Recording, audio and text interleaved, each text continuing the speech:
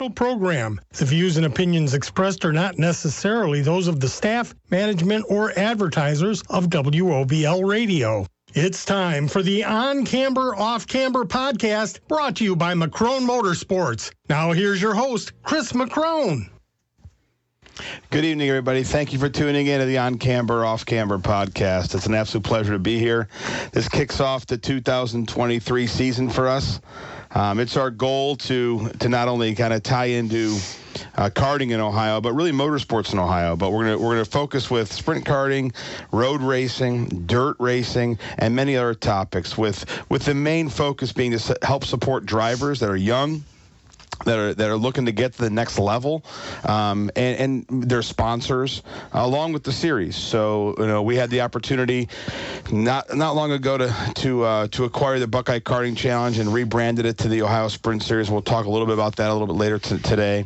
But most importantly, we want to give value to our sponsors, value to the drivers, and value to the audience. And with Ohio Motorsports Park being recently passed and construction starting in the month of April, early May, with so much going on in the sport of karting, our goal is simply to give back and share information in an open environment. So tonight's the kickoff night, so I have an opportunity to bring a great guest in. We'll dive into that in a minute. But Scott Smith from Fremont Raceway Park, from the Buckeye Karting Challenge, from the old Ohio Sprint Series, helping out with the new Ohio Sprint Series, and many other aspects of racing. But we'll be bringing him online here in a minute. But I wanted to spend a couple minutes and share a little bit about my background and kind of how I got here.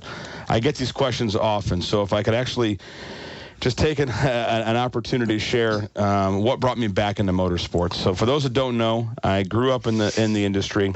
My father, Keith, got me started karting with my brother actually at a young age. I was 8 or 9 years old, and I raced all throughout Ohio.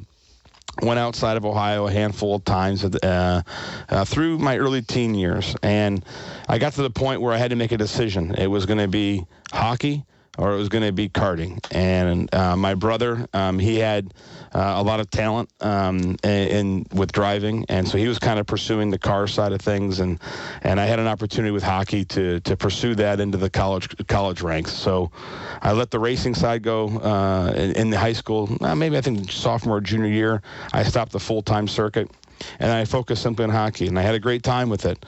But then in 2000, my father got pretty sick, and we were trying to negotiate a sponsorship deal for my brother to pursue his racing career to the next levels, and it was March the 10th actually is when my dad passed away. I think the March 11th is what it says in the death certificate because it was around midnight, but it was March the 10th, and it was a difficult time. So I walked away from motorsport completely.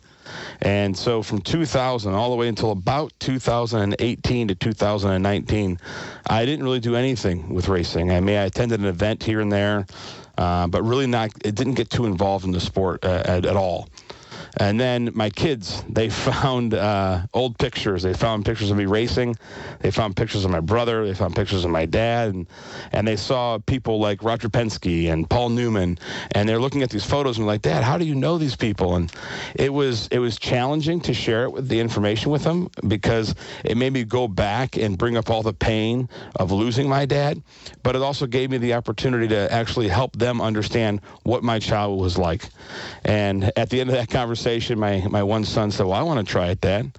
And that weekend, I was at the race car track. And after renting a couple go-karts for a whole afternoon session at Fremont Raceway Park, we bought 3 chassis and engine packages that day.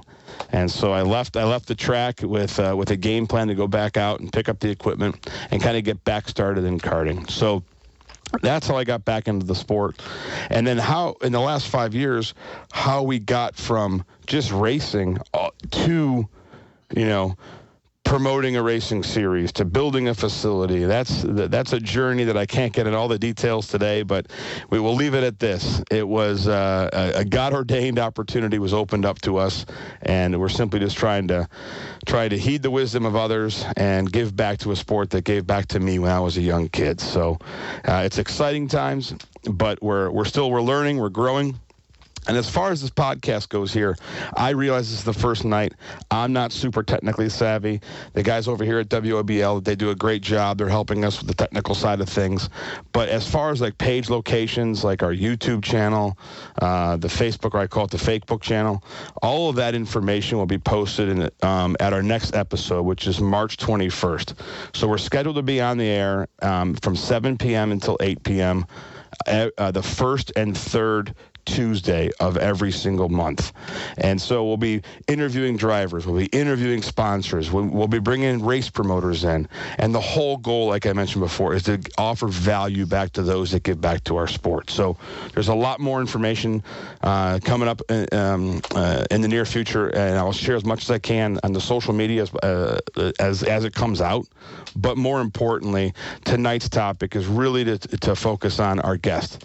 We're going to head to commercial break here in a minute, but what I want to do is kind of give you a highlight. So Scott Smith is a 45-plus year karting veteran in Ohio. He's done so many great things in the sport.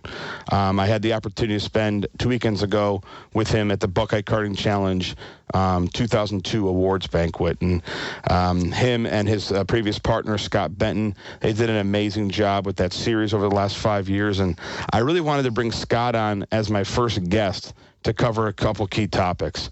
How has karting changed in 45 years is a big one. And really, what does it take today to get somebody started? I mean, he owns a track currently out in Fremont, Ohio, Fremont Raceway Park. He's built series. He races himself. So if there's no one better that in our local market that can share this information to help someone who maybe want to get into the sport or have an idea and, hey, I'm interested in racing, well, he has that information. So I'm encouraged because if I can share a little bit of his story with you, I'm sure I'll learn some new things today as well. But I can't think of a better person than Scott to share some information about karting in Ohio. So with that, we'll head to commercial break and we'll come back and we'll dive into an interview with Scott Smith. I always had to be so good, no one could ignore me. Carve my path with data and drive. But some people only see who I am on paper. The paper ceiling, the limitations from degree screens to stereotypes that are holding back over 70 million stars. Workers skilled through alternative routes rather than a bachelor's degree. It's time for skills to speak for themselves. Find resources for breaking through barriers at tearthepaperceiling.org. Brought to you by Opportunity at Work and the Ad Council. This is the story of a very special woman. Just a few knew about her superpowers. In a matter of seconds, she turned herself into a great mathematician. She masqueraded as a regular person at work, but as a superhero at home. Everyone knows her as Gabriella. I still call her Mom. Your hero needs you now, and AARP is here to help. Find the care guides you need to help, complete with tips and resources at aarp.org/caregiving. Brought to you by AARP and the Ad Council. Hey, Dad, your prescription will be ready in just a minute. Hey, Dad, your laundry will be ready in just a minute. Dad, your lunch will be ready in just a minute. Hey, honey, why don't you take a minute? When you help care for a loved one, you give them as much time as you can. But it's just as important to take time for yourself. AARP can help. Find free care guides to support you and your loved one at aarp.org/caregiving. That's aarp.org/caregiving. Brought to you by AARP and the Ad Council. Ohio Roads and Bridges connect us to things we need and enjoy. It takes a lot of hard work and money to keep roads in good shape. Today, most of that money comes from Ohio's gas tax. As Ohioans drive more fuel-efficient and electric vehicles, people are buying less gas. That's great for our environment, but it means less money for road and bridge maintenance. Ohio is conducting a study to find a new and more sustainable way to fund the maintenance of our roads and bridges. To learn more and to provide input, visit OhioRoadFunding.com. Sponsored by Ohio Department of Transportation and aired in cooperation with the Ohio Association of Broadcasters and this station. Welcome back. Thanks for tuning in to the On-Camber, Off-Camber podcast here on WOBL Radio here in Lorraine. In our little commercial break, I was asked the question from John from the station. He said, what does on-camber and off-camber actually mean? So that's a great question. And I was asked how I came up with the name. Honestly, there's no secret to this. I have no idea. On-camber and off-camber is a technical term in racing. So when you take a turn and your car's leaning into the corner, and so you think of like ovals if you watch the Daytona 500 or the Indy 500, and the car's leaning at the direction it's actually turning, that's technically on camber. Off-camber is there's certain tracks out there that are very technical in nature, where when you're turning left, the track is going off to the right. So when you're turning left, it's very technical. If you miss your marks, you end up washing way out. So as when we're building Ohio Motorsports Park, I got a group of people together, and we talked about the design of the track and some great things to do and maybe some things not to do with the track. And the one thing that kind of came up and resonated with almost 10 people was it'd be really cool to have an off-camber turn because it is so technical. And so when I was thinking of the name of the show here and not have it just be about karting, because I don't want to just, put ourselves in a corner and only talk about karting. Yes, that's the focus initially, but as kids grow into other series, whether it's, sprint cars or late models or modifieds, or they go into NASCAR or ARCA or Xfinity, I don't want to not be able to bring them back and talk to them. So the racing term on-camber, off-camber kind of just came to mind. So there's no secret to the sauce, but that's where the name of the actual show came from. So, John, thanks for the question. I appreciate it, actually. So I get to introduce, like I said, Scott Smith. I'm excited to bring Scott on board here to the show. I'm really excited to dive into some things that I think will help the new listener, the racing veteran, get a better understanding about not only karting in Ohio, but really where are things going with karting in Ohio. So with that, I want to introduce you guys to Scott Smith. Scott, thanks for joining today. I really appreciate you jumping in, and especially last minute because I had the dates wrong on the show and I was going back and forth. So thanks for joining, especially coming back from vacation too. So thanks for being here. Thanks for having me. It was very short notice with me just back, but I'm glad it worked out for both of us. And excited to be here, exciting with what's going on with the upcoming racing season. Yeah, thanks. So those that don't know, Scott was down in sunny Mexico for about 5 or 6 days with his wife, and he got back, and he's got a little bit of a tan going. So Scott, for those that don't know you, can you spend a few minutes sharing more about your background? Help people understand what your experience with racing is, maybe, where you're from. I know you're from Northern Ohio, but kind of walk through your story a little bit, and we can kind of take the conversation from maybe 30,000 foot and down to the weeds a little bit. Sure. So I'm from Fremont, Ohio, was born and raised there, living in the Cleveland area now, but that's been about the last 10 years. Was raised in a racing family. My father was a racing journalist, wrote for Mid-American Auto Racing News and Speed Sport, did the programs and photography and souvenirs at Fremont Speedway. So I was a track rat when I was growing up. I was going to be a sprint car driver when I grew up, still might be if I ever grow up. We'll see if that happens. So I was always around racing and at the track. I had a cousin who raced karts, and a lot of my family's friends and stuff like that. So we ended up getting a kart when I was about 10 or 11, rear engine dart kart, raced at what is now Fremont Raceway Park. It was Hasselbach's Kart Speedway back then, and was a mile and a half from our house. My progression through was started there, and then did some dirt racing, asphalt oval, indoors, enduro, a little bit of shifter stuff. So I've kind of been through the ranks. I've done 4-cycle, 2-cycle, a little bit of everything through the years. Oh, that's great. So, and recently you were down racing at Daytona International Speedway, weren't you? That was actually kind of one of my bucket list things. When I was a kid, when the WKA magazine came in February is when we got the issue about Daytona, but just seeing the karts on the high banks and reading about it is something I always wanted to do, and finally was able to pull the trigger this year.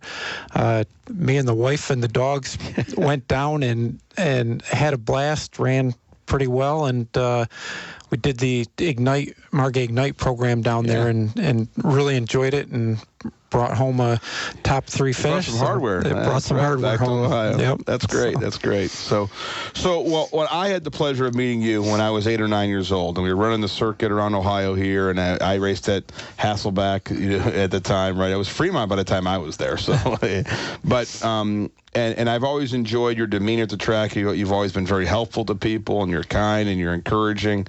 But in the late 80s to early 90s, to today, so much of the sport has changed. And we'll dive into a lot of the reasons why and et cetera. But from that point in time to today, and running back into you 4 years ago, learning, the acquisition of the track, the Clyde Grand Prix, the Buckeye Karting Challenge, all these different things that you've done. And I found out that you're part of the Old Ohio Sprint Series and stuff. So how did you go from racer to I want to own a track, I want to promote things? What happened and when? Well, it was a little bit of an accident. That's how I had kids. In the late 80s, the Hasselbach family no longer ran the races at the track. They leased out the track. Okay. And in 1990, Larry Bose, who promoted everything from Eldora to the indoor kart races at Marion and several other things, was running Fremont, and he had an obligation where he couldn't finish the season out there. So me and a friend basically said, well, we want to finish the season. So we talked to Ted Hasselbach, who owned the track. He's like, sure, you pay the lease, you can finish out the season. So we did that at the end of 1990. And he already had somebody lined up to run the races there, though, the following year. But I had gotten the bug. I really enjoyed doing that. We went to Sandusky Speedway. We did probably about an 8-race series at Sandusky Speedway that ran on Saturdays, and then so it wouldn't conflict with Fremont on Sundays. Okay. And the following year, Hasselbach's became available. My brother and I put together a deal to purchase it, and the rest is kind of history. Being involved in that, we got involved in the street race promotion in the area and some other stuff. So talk about the Clyde Grand Prix. I mean, not many people, you go to these county fairs, and it's a big deal. I mean, it's especially like in Ohio, at least, there's some of them are huge, right? And so, I had the chance to race there a couple times, a wonderful event. But how did you guys connect racing to a county event? And not only bringing it there, but insurance and like all the risks that are associated with it, right? I mean, someone upset with a funnel cake outside, right? I mean, there's a lot of issues that occur at a county fair in nature, and now you're bringing carts that do upwards at 80, 90 miles an hour in the streets. So I'll take a little bit of a step back with the street racing stuff. When I was just getting involved, there were street races mostly along the Ohio-Indiana border, almost every other weekend throughout the summer. And I really liked the street racing. It's a whole different animal. You go, nobody's got a real home track advantage. You've got probably 2 practice sessions to figure things out, and then you go racing. And you really got to know where the edge is. You got to drive smart, and it's a different animal. So we really enjoyed doing the street racing. And actually, it was a friend of ours, Steve Barr, approached the Clyde Fair Board about having a race there, and he's responsible for bringing the racing into that part of Ohio. And we did street races in Clyde, Gibsonburg, and Green Springs, actually, for a few years.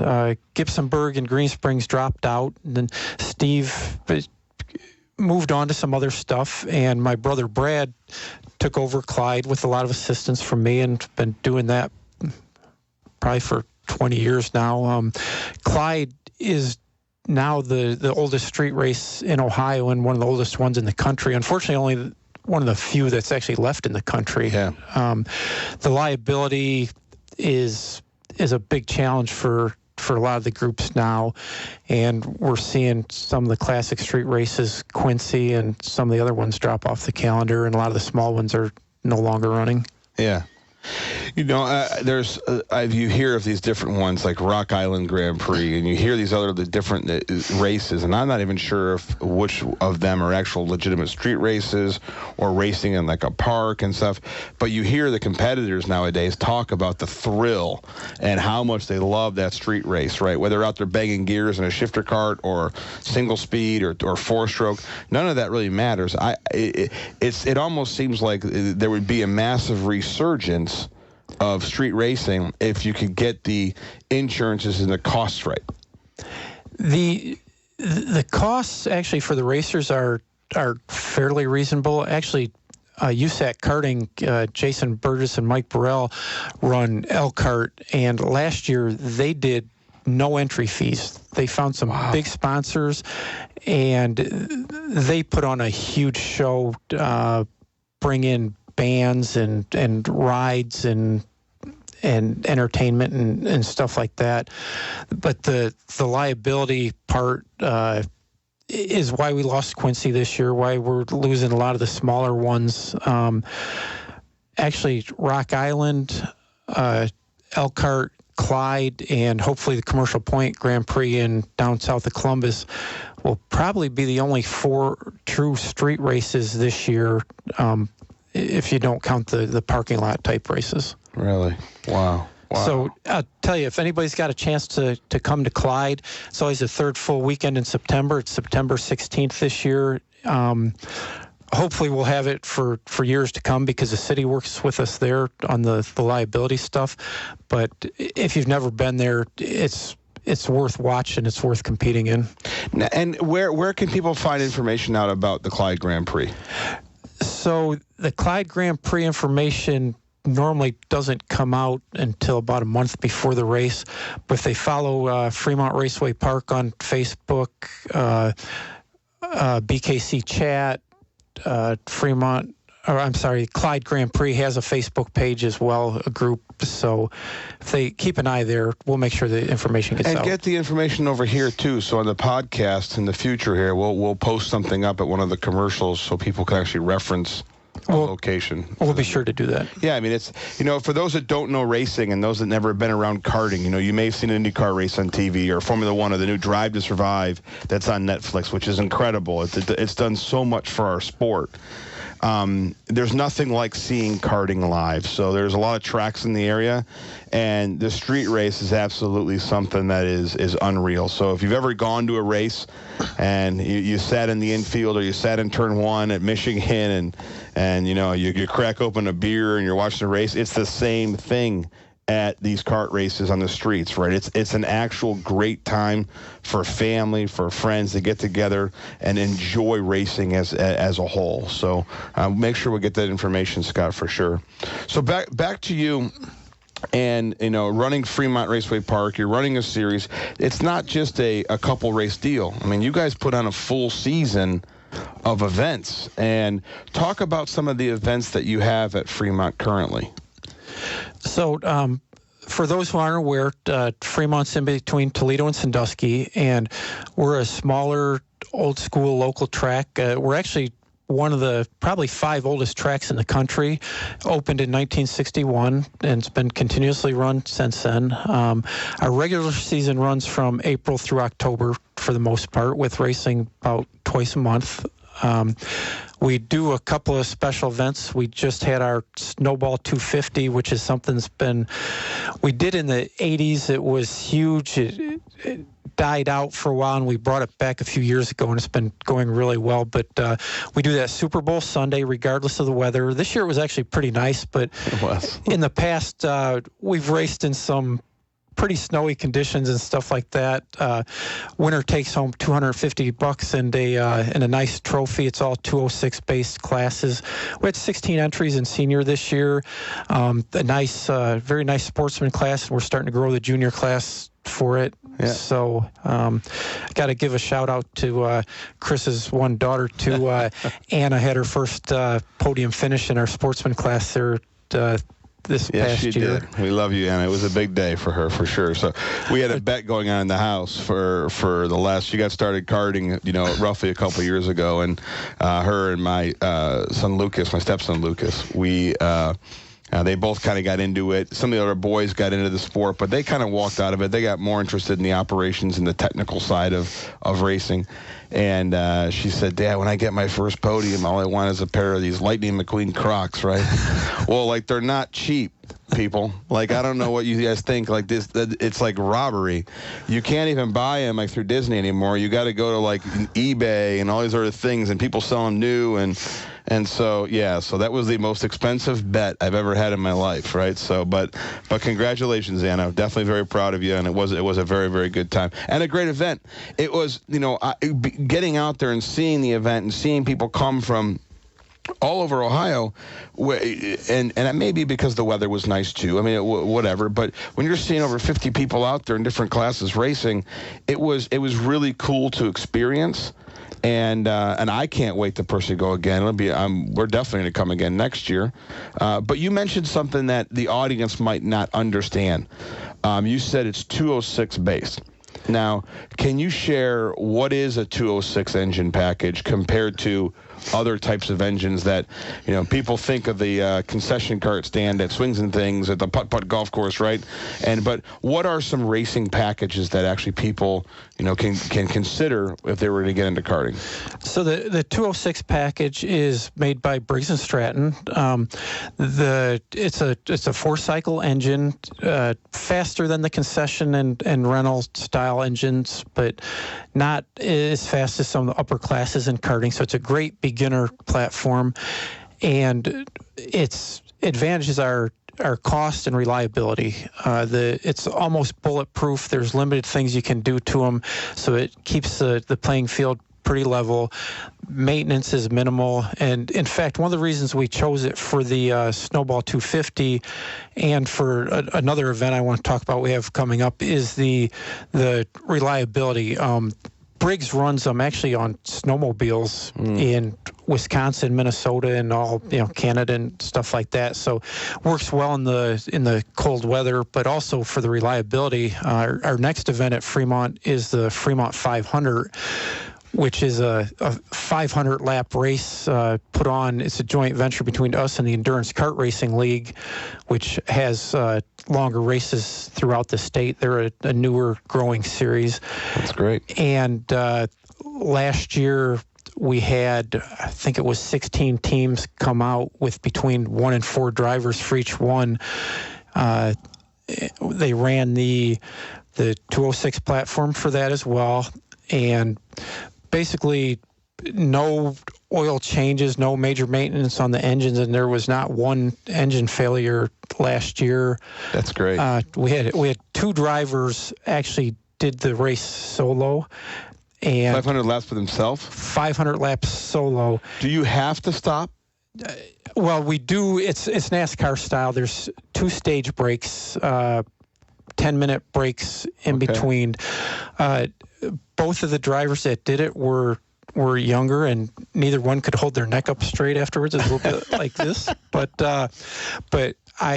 amazingly, they finished first and second and were within about a quarter of a lap each other at the end. So who were the winners, or who won and who was second? So Brennan Handville, who is a regular competitor in the Buckeye Karting Challenge, finished second. And my son, Carson Smith, won it. All right. Congratulations, Carson. Still can't believe both of them then completed the whole 500 laps on their own. So, well, he was a wrestler, wasn't he? He's tough. Yeah, that helped. He's not in quite as good shape this year, so we'll see how he does this year. The 488 Performance Team is coming back to defend their championship, and that's going to be on Saturday, March 25th. So Saturday, March 25th, it's a single-day event. Is there warm-up, practice? How do you guys operate that? So it is put on by the Endurance Kart Racing League with some assistance from us, but that is a Saturday for the race day. Friday is available for pit setup and practice. Sunday morning, there's about an hour of practice, and then qualifying. Your starting position doesn't matter a whole lot in a 500-lap race at Fremont, but we do qualifying and then go racing. There's two 150 lap segments, and then the final segment is 200 laps. Okay. So, and some teams, such as I actually competed in it last year as well. Too.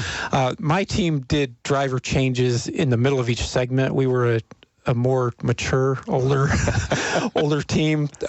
Most of the teams do 3 drivers, or they enter 4 and they have one as a just in case. But normally each driver does one segment. They're paying $1,000 to win. Really? And there's some Hoosier tires up available for grabs and some other cash for the other spots and stuff. So you said that it's Endurance Karting that's putting on the event in partnership with you. What we'll do is at the conclusion of the show here tonight, I don't know how to do this stuff like on Facebook and make stuff like all work together yet, but we'll share that on our page, the registration information and so on and so forth. So make sure we get that at the conclusion of the show. Perfect. It went live today, and we've got 4 entries today already from 3 different states. So it's and that's 4 teams entered with multiple drivers. So that's great. Getting back to the engine packages a little bit, that started this conversation. Yeah, so 206 is a great all-around package. You can run it anywhere from Daytona to a small oval to the quarter mile, half mile, 1 mile road courses that we're all used to.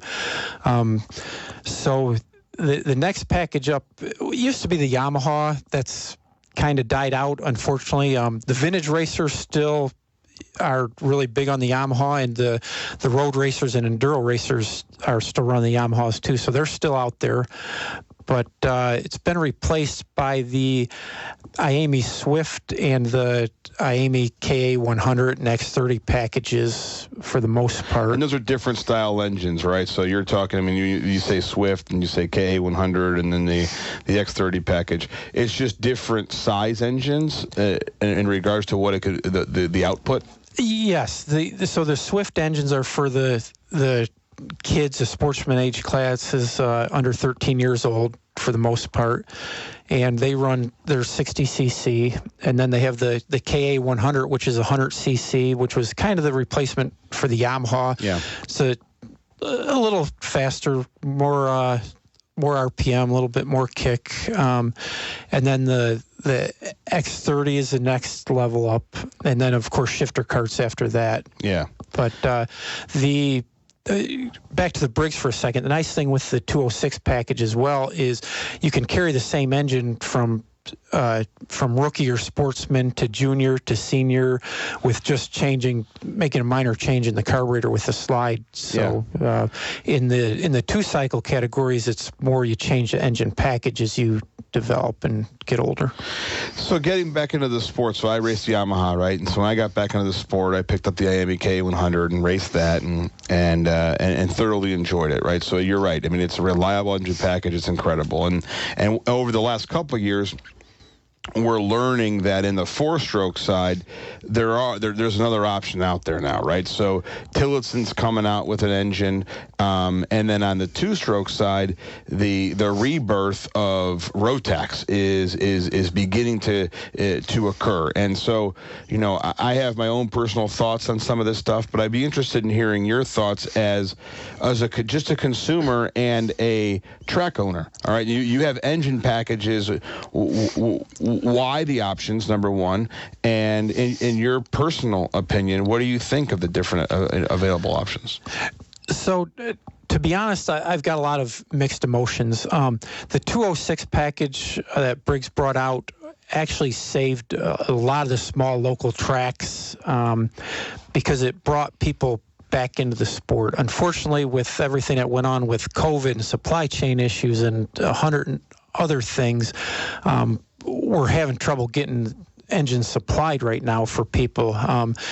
Besides the racing that I do and the promoting that I do and stuff, I also have a kart shop. And last year was really tough. We had people wanted to get into the sport, were ready to pull the trigger, but we couldn't get engines for the karts. Yeah. And so Tilson developed a new package, which you're very familiar with, but they've got two different engine packages. One, the performance level should be about the same as the 206. Some of the series in the country are actually running them together this year, so I'm really watching close to see how that works out. And then there's the 225, which is a little bit faster, which is kind of nice because it gives them a platform to step up to the kind of next level without spending all the money that a K100 or something like that takes. So far, the reliability, everything I've heard about that's been really good. They've been running them in some of the longer races down south. And there were some competing with us at Daytona as well.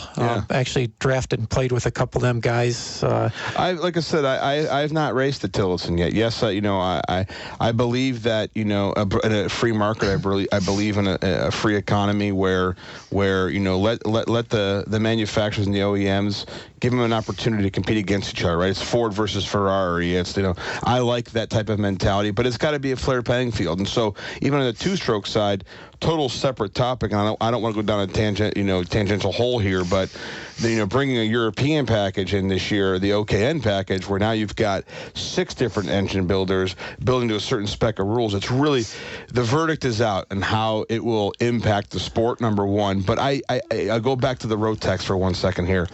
It's, from my perspective, coming back into the sport, Rotex took a hit when they made some changes in the previous, not really kind of different than what happened with Briggs. I mean, they took a hit during COVID. I mean, it was the result was they took a hit to the marketplace, and they're growing back now into the sport. But what I like about what you said earlier with the Rotex package, it's similar to the 206 because the engine package is the same. It's an upgrade kit as you grow. It's not a whole brand new engine as you grow from the equivalent of a 60cc or a mini to a junior to a senior max engine, and the reliability on that I think is pretty impressive. I was watching Kart Chaser last month at the Rotex race down in Florida, and there was no engine failure at all the whole weekend.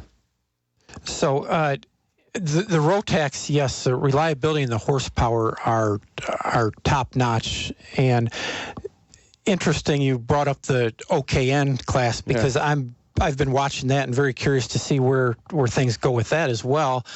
You talk about my history in karting. So when I started the 2-cycle classes, especially, the class was piston port, and you could run basically any 100cc piston port engine. The rules were on the CC, and you did what you wanted with it. Even the 4 cycles, for a while, we had Tecumseh, Honda, and Briggs all competing head-to-head. So it's not that it's unheard of. And with even within the 2-cycle world right now, you have the Rock and the Iami competing against each other in a lot of different series as well. So I think it's great. I think we'll see how it all shakes out, but I'm excited and encouraged by that. So let's head to commercial break, and when we come back, I'd like to talk about your experiences stepping into the promoter world on a series side. The whys, the whats, and then we'll take a deeper dive into your thoughts of the industry as a whole and where we're going from here. So, again, thank you so much for tuning in to the On-Camber, Off-Camber podcast, and our guest, Scott Smith, and we'll be back after commercial break. May is Arthritis Awareness Month, but the Arthritis Foundation fights for people with arthritis all year long with life-changing solutions and medical research while giving people ways to connect and break down barriers to care. Walk to Cure Arthritis creates community connections, tools, and resources and supports research for better treatments and a cure. Rock the walk and say yes to conquering arthritis.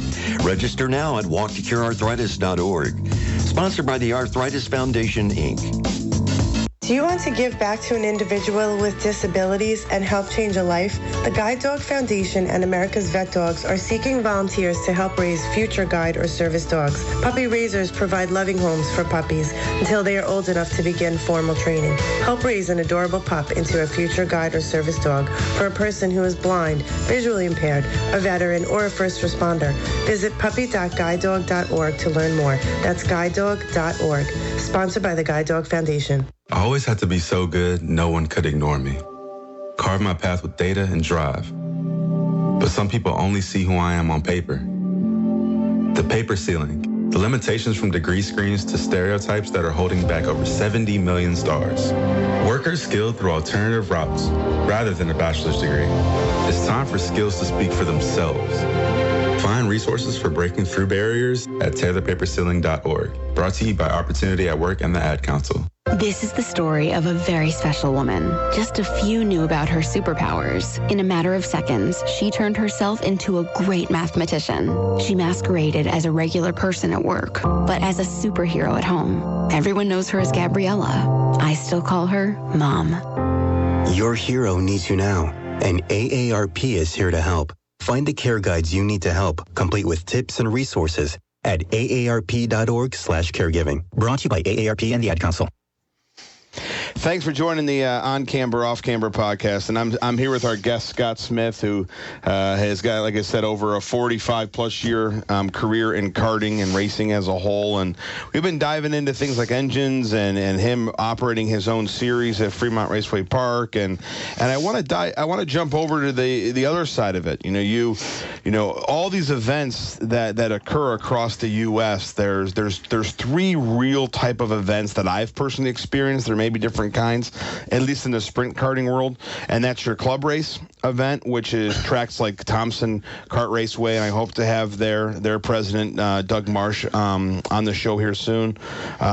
There's Atkins Raceway down in the Port Washington area, and we'll get Jamie and Brandon on the show, and obviously Fremont Raceway Park. There's Motorsports Country Club of Cincinnati.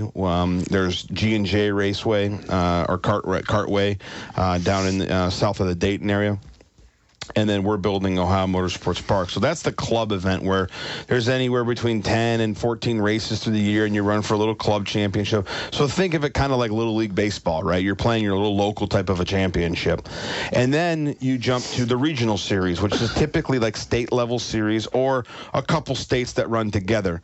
In our case, I had the opportunity of acquiring the Buckeye Karting Challenge from Scott Smith and Scott Benton. Scott Smith is sticking around and kind of helping throughout this transition to make it smooth and helping more in the back of the scenes or behind the scenes and the operations and the processes and stuff. But in that transition, we rebranded it to the Ohio Sprint Series effective March 1st. And the reason I did that was I grew up in a series in Ohio called the Ohio Sprint Series, and it was geared to massive, intense regional competition all across Ohio. And you had that crown of the Ohio State champion when we raced. And so in this transition, it was nothing, I can't say anything bad about the Buckeye Karting Challenge. We wouldn't have purchased the Buckeye Karting Challenges if we didn't like it, love the series.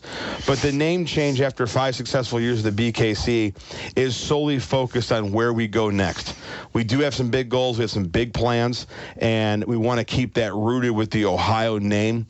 And so it's nothing other than getting back to the roots of what that series was back in the 80s and 90s. So with that, let me turn back to Scott. You promoted your club. You ran your club series and a regional series, and we're not going to talk much about the national level series, not today. We will dive into that at a later date. But you promoted the Buckeye Karting Challenge, and I learned recently when I ran into you again when I got back into the sport after not seeing you for well over 10 years, that you actually were part of the founding group of the Ohio Sprint Series too. So talk a little bit about your experience in the promotion of a regional series, and then we're gonna take the meat and potatoes, and we're gonna dive into the do's, the don'ts, what you don't like. We won't name any people, I promise. but we're going to talk about the good and the bad, because this is really what the customer sees.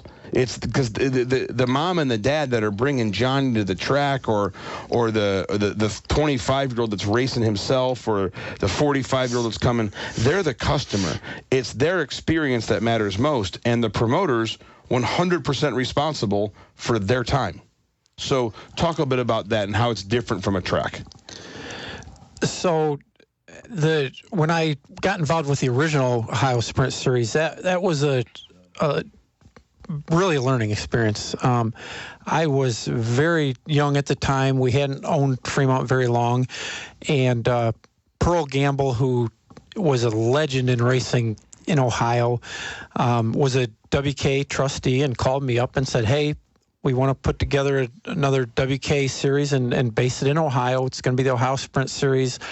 I need some help. I need some tracks. Are you interested? So him and I, Dan Raytai from Columbiana, and I think somebody from Thompson, but some of us, we met in the middle of the state in Lodi at a truck stop and had a breakfast that turned into a lunch and a pretty full day, but we hammered it out. We started the Ohio Sprint Series. It was a WKA regional series that ran Fremont, G&J, Thompson. I believe we did Circleville a couple of years, and it changed and evolved like all series do. Sure. But it was, I was a little bit in the background. I competed in it and was more involved in the organizational part of it than the race day operations, but it gave me an inside glimpse into what it really takes to put something like that together and how successful it can be as well, because it was a great series. Like all good things, it came to an end at some point, but I learned a lot from Jeff Mauser, Pearl Gamble, and Dan Raytai when we did that series. Oh, that's great. So and then you partnered up with Scott Benton. So Scott and yourself had this crazy idea to do this state series again, and you named the Buckeye Karting Challenge 5 years ago. You guys ran the series for 5 successful years. It grew every year. So talk a little bit about that and maybe some of the challenges that you had along the way. So it was a blast, and the way it actually started was my son Carson was running really well at local club events, at street races and stuff like that. And we decided we'd go run one of the bigger regionals. We went to the Route 66 race at Newcastle, and quite frankly, we got spanked. We learned a tough lesson there, but also made me realize from the promoter point of view that there was no middle ground to develop people to get them ready for that atmosphere and that level of competition and stuff like that. So Carson and I had started talking about doing a series on our own, and Scott Benton was working at the track we leased it out to another promoter at the time, Kit Henry, and Scott Benton was his promotions manager. He heard us talking. He said, hey, I'd really be interested in doing this with you guys if you need some help. And my problem at the time with doing it was just the amount of time I was able to commit to it, because it's unbelievable. You'll find out soon how much time it takes to. I don't want to talk about that yet. Something like this, but Scott Benton jumped on board, and I'll tell you what, he was a workhorse, and together we made a great team. Carson worked with us the first couple of years till he decided to develop his own race team and concentrate on his driving. The challenge is, though, you can never make everybody happy. Sometimes you're lucky to make anybody happy, but I think we did a damn good job actually over the 5 years of the series. What we did was listen to the racers, what they wanted, try to give them a good value. They're spending money. It's not cheap. We're not trying to hide that from anybody, but you give them a good value for what they're spending, and you take the input, the good and the bad, and you grow. And that's what we did. The first year the series was 3 races. The second year it was like 5 races, then 6. We figured out that was too many. Went back to 5, and we had different tracks join and leave, and some unfortunately closed, but in the end, we had a product that people liked. Obviously, you liked it. Yeah, no, that's a good lead-in. So, the question I get often is, Chris, how did you get tied into this? And it was our conversation over the summertime when you expressed that Scott Benton, his new career, and congratulations to him. He took on another entrepreneurial journey, and he's doing very, very well. Well, the problem with success is that success breeds more success, and that requires time. I don't care what anybody says about what you're doing in life. To be successful in something, you got to put time into it, right? And so at the time, Scott Benton, your partner, was being pulled in a lot of directions, and there's absolutely no doubt that he's a workhorse, right? So he's only got 24 hours in a day, just like you do or like I do. And so you expressed to me about, hey, I don't know what's going to happen. We may be considering, selling it, et cetera. And building a facility in Ohio, one of my biggest fears was I don't want the state series to go away after building a world-class facility, right? So immediately it was a red flag for me as, okay, we need to talk. And through your conversation and mine, it kind of just developed into something, and we were able to work out an agreement. And you're right. I don't know everything about the promotions of the series, right? I think it was one advantage I had was being out of the sport for almost 20 years, coming back with a different set of lenses because I saw so many other types of sports. I saw what parents were doing, where they were spending dollars, what they were paying for. So it's a different lens I had a chance to look through. But I guarantee I'm going to do 100 things wrong. The only thing I can commit is that we'll work to fix it. That's the only thing I can commit. But as far as the challenges you see in the sport today, what advice would you give me? What advice would you give somebody else as a promoter? Not as a track operator, but a promoter. What would you tell them never to do, or something that they absolutely should do? So what they should do is not be afraid to upset somebody. And this goes from the track promoter to the series promoter. You can't tiptoe around things. Sometimes you have to make tough decisions, and not everybody's going to like them.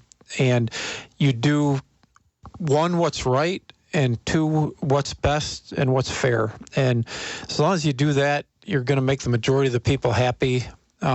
Consistency is important, and just have a plan, have faith, and stick to it. Listen to the people.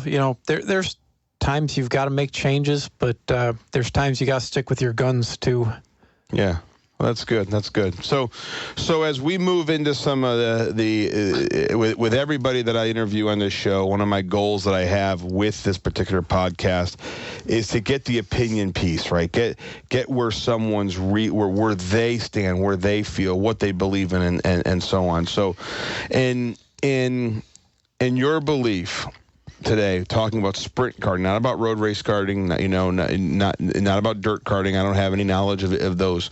Specifically with sprint karting in Ohio, where's the health of sprint karting today? How would you rate it today? I would rate it very high, actually. The challenges that we face, I believe, are getting new people involved at a club type level, so we have them to filter them up to regional and then national and then cars or whatever, but also maintaining a place for not every racer is going to move up. Karting is a great lifelong sport. Some people will do that forever, and that's fine as well. We need to keep that in mind, but unfortunately, like everything else, the cost of karting has gone up quite a bit. So providing that entry-level base thing to get people in and let them work up to the other levels if they want, I think is very, very important. Yeah, that's great. So I appreciate, the wisdom and the advice. What's one thing that you'd like to share with the audience about karting that maybe we haven't discussed here, the brand new person?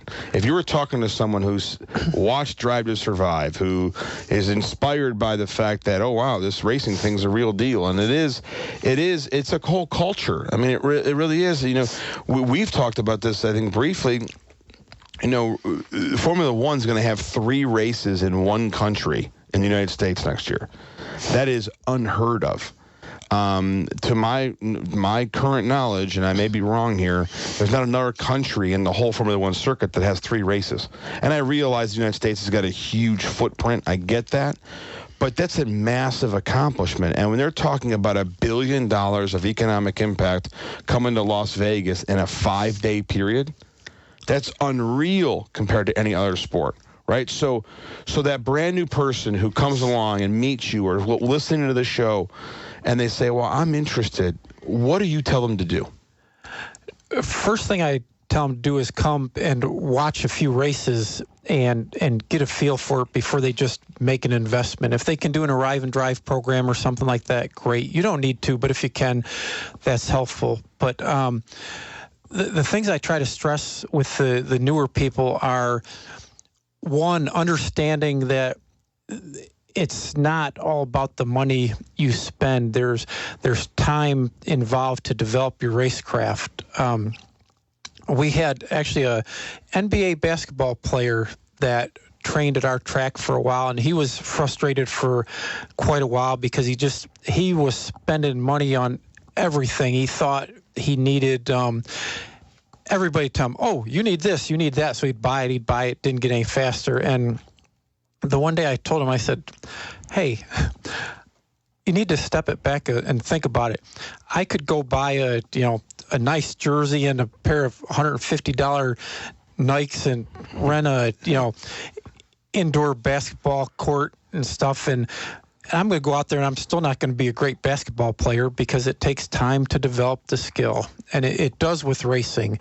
But the other thing I let them know is that the community is unbelievable. The friends that you'll make, and along the way, a competitor who you're racing against will normally do anything they can if needed to help you get on the track to possibly beat them. Sure. And the final thing is I let them know is it really is a family sport.